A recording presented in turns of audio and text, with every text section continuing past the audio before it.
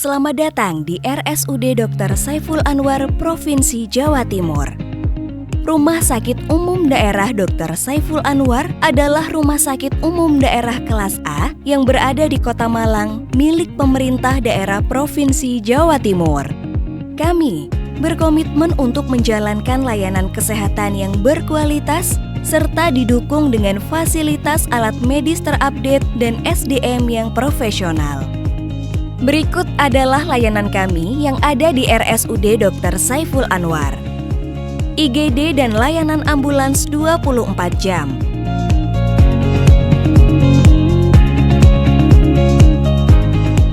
Klinik rawat jalan.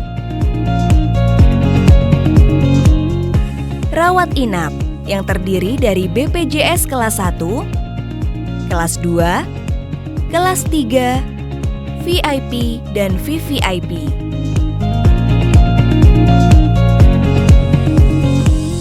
ICU.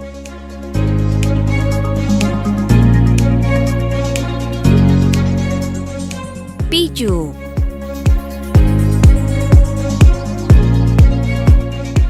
Klinik infeksi atau instalasi penyakit infeksi terpadu. Pelayanan kamar operasi,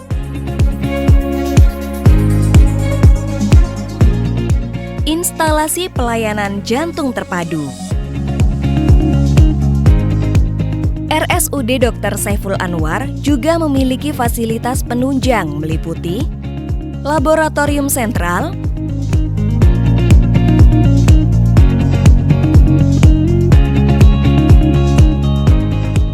radiologi dan CT scan,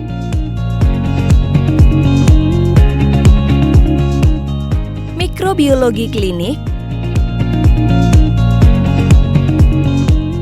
rehabilitasi medik,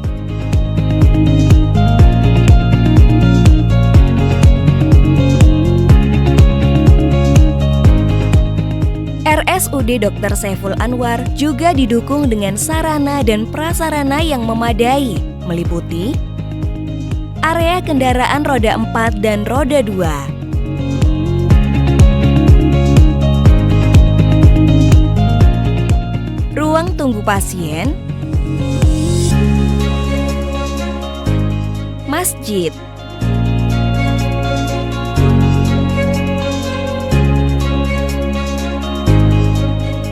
kami hadir untuk masyarakat dengan melayani sepenuh hati, karena keselamatan dan kesehatan Anda adalah prioritas kami.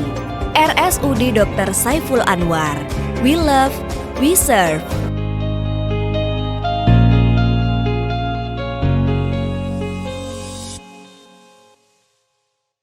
Assalamualaikum warahmatullahi wabarakatuh. Halo Sobat ASN, dimanapun Anda berada, semoga tetap selalu sehat ya.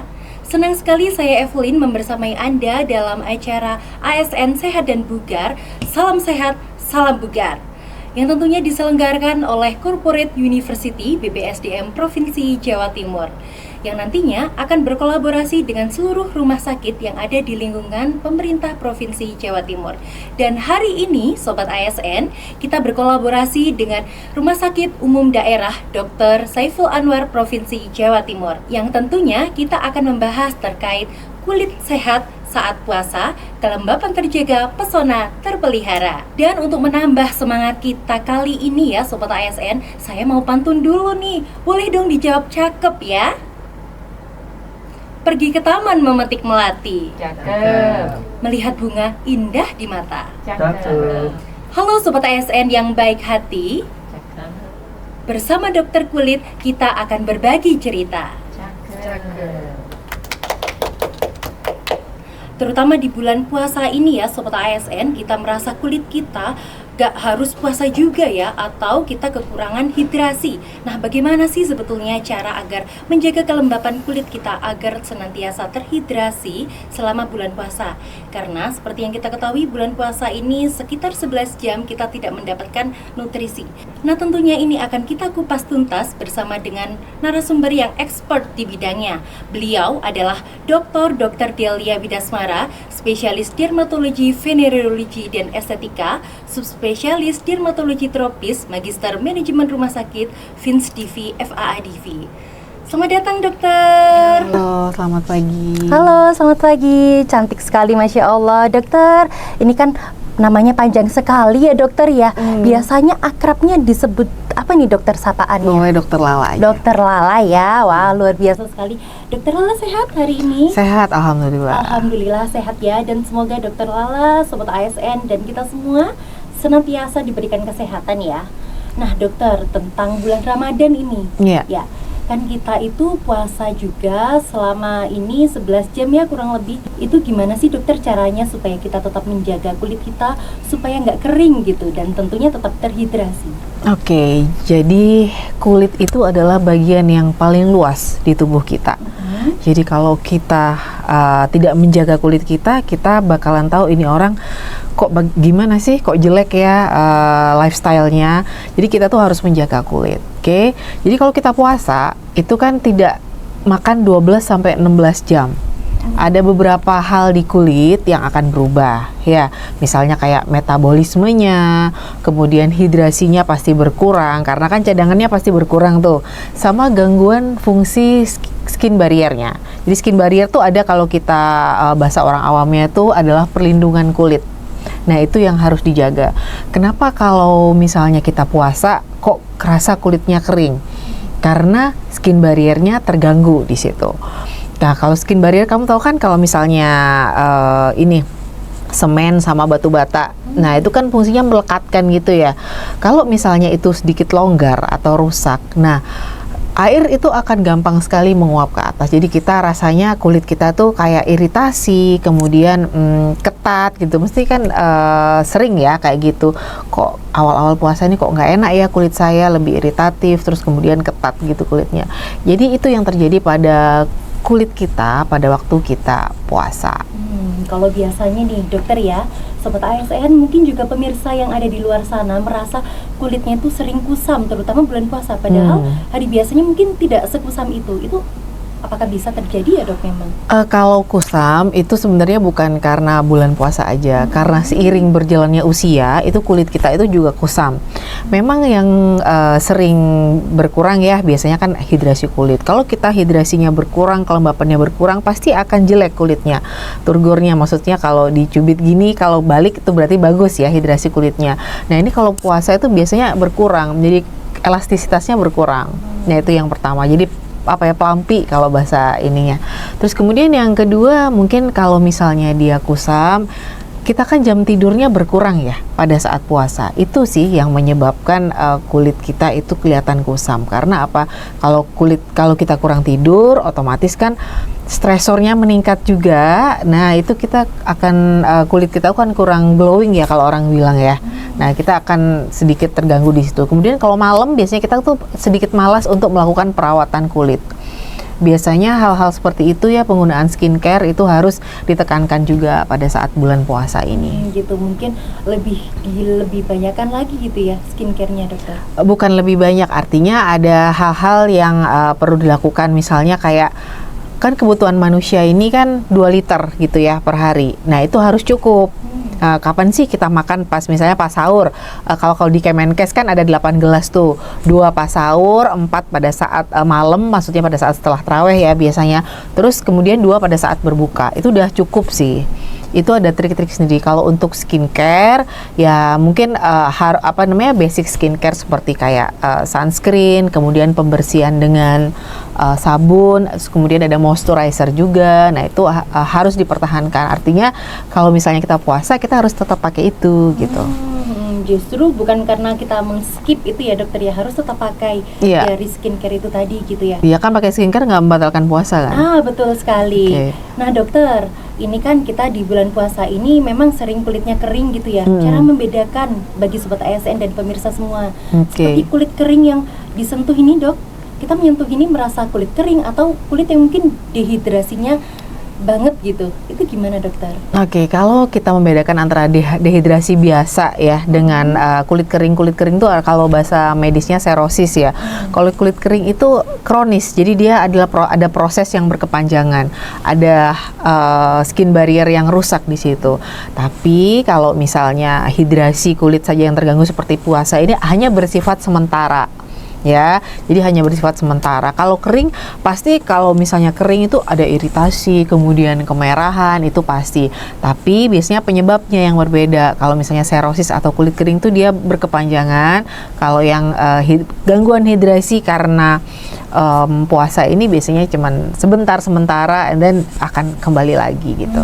Tadi dokter Lala sudah mengatakan juga ya dok ya, kalau kebutuhan cairan kita perharinya tetap harus 2 liter gitu. Nah khusus untuk bulan puasa dokter, cara membaginya bagaimana dok? Mungkin saat sahur dan saat berbuka agar kebutuhan nutrisi kita tetap tercukupi sehingga kulit kita tetap terhidrasi gitu. Oke.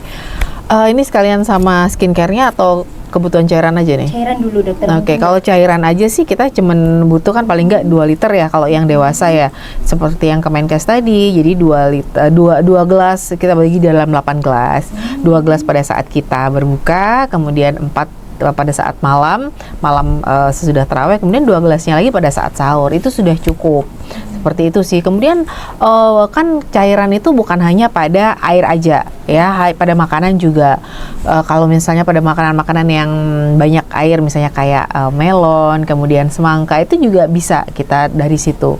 Kemudian ada juga makanan-makanan yang mengandung kayak protein. Nah, protein ini kan bagus untuk integritasnya, maksud saya skin barrier itu tadi biar nggak rusak. Nah ini kita juga perlu kayak misalnya daging ikan, kemudian ayam itu juga perlu juga. Jadi nggak semuanya diperoleh dari air doang, air aja gitu. Tapi semuanya itu adalah hasil dari makanan kita sehari-hari. Dan jangan lupa sayuran ya, sayuran itu sangat bagus untuk kulit kita juga dan juga sumber air juga gitu. Oke. Jadi gizinya harus tetap seimbang gitu ya dokter. Betul. Terutama di bulan puasa ini gitu. Nah dokter, untuk penggunaan skincare ya, terutama dari 4 jenis skincare yang tadi itu dokter, itu bagaimana cara apply-nya mungkin dok supaya kulit kita tetap terhidrasi? Oke, jadi kalau misalnya penggunaannya ya, yang pertama kan pasti pembersihan kulit itu perlu. Pembersihan tuh bisa apa aja, bisa pakai sabun ya kan. Terus kemudian sekarang ada musim tuh kayak milk cleanser, itu juga boleh. Itu wajib pembersihan yang pertama. Terus kemudian yang kedua moisturizer. Moisturizer itu kita pakai kayak damp skin, artinya kalau kamu lebih mau moisturizer itu lebih lama di kulit, kita mengoleskannya pada saat kulit kita lembab gitu, jadi lebih ngunci dia, jadi kelembapannya lebih lama. Terus kemudian yang ketiga sunscreen. Sunscreen itu seperti biasa ya, karena kita di Asia minimal 30 SPF ya, minimal 30 SPF atau harus di atasnya. Nah kita tahu ada UV, kan ada UVA dan UVB ya. SPF itu harus melindungi dari itu. Makanya sekarang kita kan biasanya ada sun protection factor and then PA++. Nah itu artinya, jadi kita harus terlindungi dari UVA dan UVB ya. Nah itu misalnya kita sholat duhur nih, habis sholat duhur kita harus reapply lagi si sunscreen itu. Jadi kita harus 3-4 jam sekali. Walaupun langit ini mendung, jadi dia paparannya masih sampai ke kulit kita. Seperti itu sih. Berarti terus walaupun kita di dalam ruangan ini tetap harus reapply dari sunscreen itu tadi gitu ya dokter? Iya, ada beberapa. Mungkin kok ini tulisannya udah water resistant dok, tapi dengan wudhu kan kita dengan air ya, itu fungsinya akan terganggu gitu, fungsinya masih menurun. Nah itu kemudian kita harus reapply ulang seperti itu untuk menguatkan itu tadi. Baik dokter Lala. Nah ini dokter, sobat ASN kan tetap mau melayani masyarakat ya, kita sering di lapangan mungkin melayani masyarakat, dan tentunya kita tetap mau cantik tampil paripurna gitu ya dokter ya. Nah sebetulnya seperti perawatan terutama di bulan puasa seperti peeling, seperti facial, itu dianjurkan nggak sih dokter? Karena kan mungkin dari asupan juga kita berkurang gitu ya. Ya, seperti peeling, facial, terus kemudian ada laser, itu kan sudah sering terdengar ya, sering terdengar. Yang pertama, itu tidak membatalkan puasa. Ya, kalau facial itu kan relaksasi, kita perlulah, nggak apa-apa itu dilakukan. Kemudian kalau peeling itu untuk tadi kan Mbak Evelyn awal sudah tanya ya, kenapa kok kulit kita nggak glowing? Itu karena penumpukan sel kulit mati. Penumpukan sel kulit mati yang terus-menerus, kemudian tidak eksfoliasi. Nah, itu penyebabnya kulit kita kusam. Nah, itu kita perlu melakukan peeling. Tapi yang perlu diingat juga, kulit pada saat bulan puasa itu lebih sensitif. Ya, jadi pilihlah perawatan-perawatan yang mild, yang ringan-ringan aja. Mau peeling itu kan eksfoliasi sel kulit ya, tapi kan ada tingkatannya tuh. Nah, pilih yang mild aja karena pada saat puasa ini kulit kita akan sensitif. Nah, boleh peeling, boleh facial juga boleh. Detox mungkin? Detox boleh-boleh saja. Itu istilah-istilah yang biasanya ada di ini ya, di klinik kecantikan atau di salon itu memang ada ya, kayak misalnya kayak detox. Padahal fungsinya sebenarnya sama aja. Kalau facial itu relaksasi, kalau peeling itu untuk pengelupasan sel kulit mati. Nah, itu terus kemudian sobat ASN harus juga ke ini ya, ke yang terpercaya, maksud saya, jangan jangan asal aku mau peeling di sini, tapi harus dijamin kepercayaan dan higienitasnya, kan juga kulit kita juga nanti takut ada infeksi dan lain-lain. Nah, itu perawatan sebenarnya boleh dilakukan, tapi yang perlu kita ingat itu tadi, pada saat puasa kulit kita jadi lebih sensitif. Gitu ya dokter. Nah, mungkin juga dokter yang dirasakan dari sobat ASN dan pemirsa semuanya merasa selain kulit kusam juga munculnya jerawat-jerawat gitu. Oke. Nah, itu apakah disebabkan salah satunya karena kering kulitnya atau mungkin karena faktor hormonal? Iya, sering makanan ini menyebabkan jerawat. Sebenarnya bukan saat puasa aja, tapi pada saat puasa kita kan biasanya takjil ya. Nah, itu ada lonjakan glukosa. Lonjakan glukosa itu yang biasanya menyebabkan jerawat ya, namanya IGF-1 hormonnya. Dan dia fungsinya untuk apa? Dia membentuk dari sebum ya. Jadi sel minyak produksinya akan lebih banyak. Nah, makanya pada saat puasa ini kita harus pilih-pilih juga. Kalau misalnya berbuka jangan terlalu banyak, nggak apa-apa, tapi kan lemes ya misalnya, boleh, tapi perlu diingat bahwa gula itu menyebabkan jerawat. Dan selain menyebabkan jerawat, dia juga bisa menambah kemerahan kulit. Lebih sensitif. Iya, sebenarnya itu yang perlu diingat sama sobat ASN juga ya. Saya sudah pakai skincare ini, tapi kok tetap jerawatan. Nah, mungkin lifestyle-nya di situ. Entah dia kurang tidur, entah itu stres ya kan. Dan juga itu tadi makanannya itu harus dijaga, manis-manis itu ya. Nah, itu kan ada lonjakan glukosa gitu, pasti dia akan timbul jerawat, merangsang untuk timbul jerawat. Ya, terus kemudian kurang tidur. Kalau kurang tidur itu gimana bisa merangsang jerawat? Kan kalau kurang tidur biasanya ini ya, gampang inflamasi atau gampang radang kulit, skin barriernya agak rusak nih, gampang sekali masuk bakteri, kemudian dia jadi jerawat gitu. Jadi memang semuanya ini berkesinambungan, nggak bisa satu-satu ya, nggak bisa cuman aku nggak usah makan manis aja tapi aku begadang. Nah, itu nggak bisa. Kalau kita tidur ada yang namanya hormon melatonin di situ. Makanya kok sering tanya ya, kenapa sih kok perlu pakai krim malam gitu kan? Kenapa sih kok krim malam tuh makainya malam? Nah, karena itu adalah sangat maksimal kerjanya pada saat malam hari atau pas kita istirahat. Nah, itu hormon melatonin itu kan dia fungsinya untuk regenerasi luka. Kulit kita yang merah itu regenerasi atau pengembaliannya itu dari situ sebenarnya. Nah, terus kita kurang tidur, bagaimana cara tubuh kita merepair atau mengembalikan itu? Kan nggak bisa.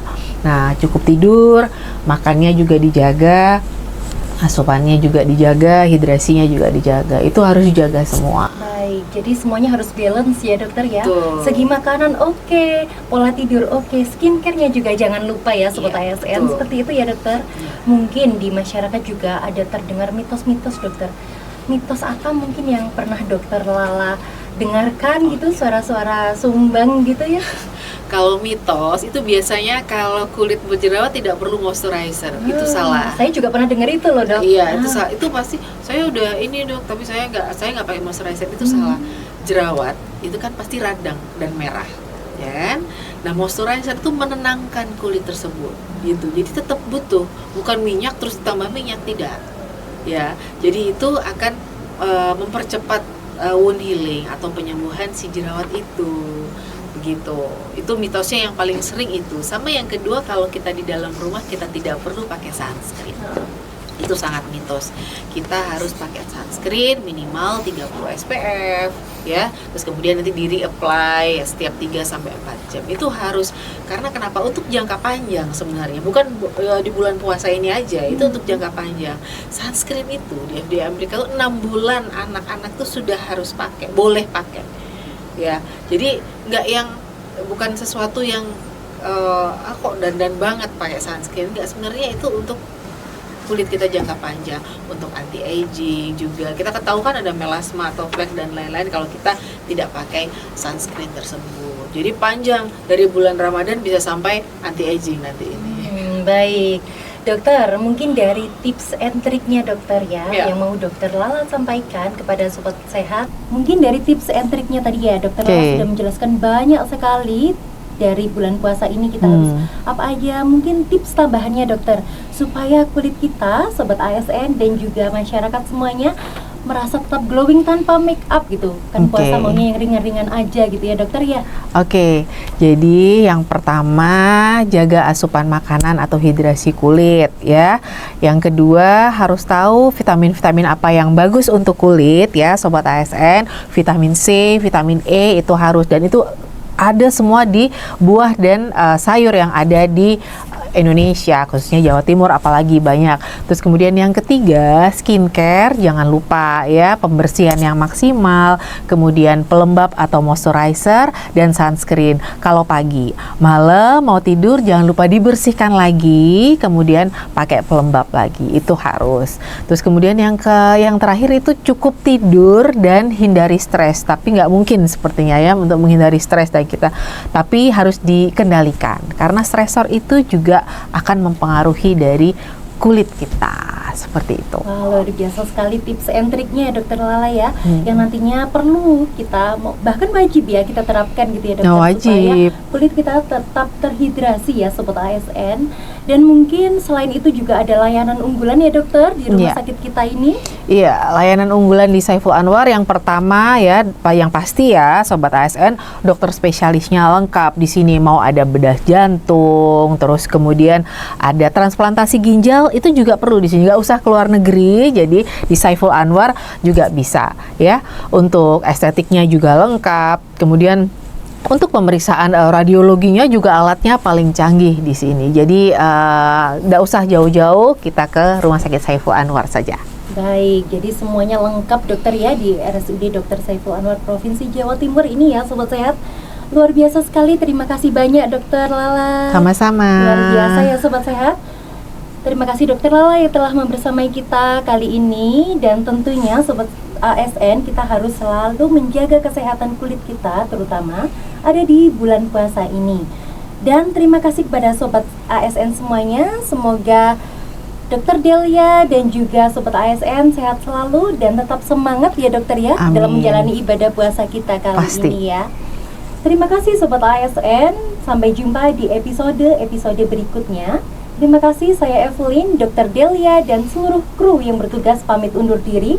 Wassalamualaikum warahmatullahi wabarakatuh.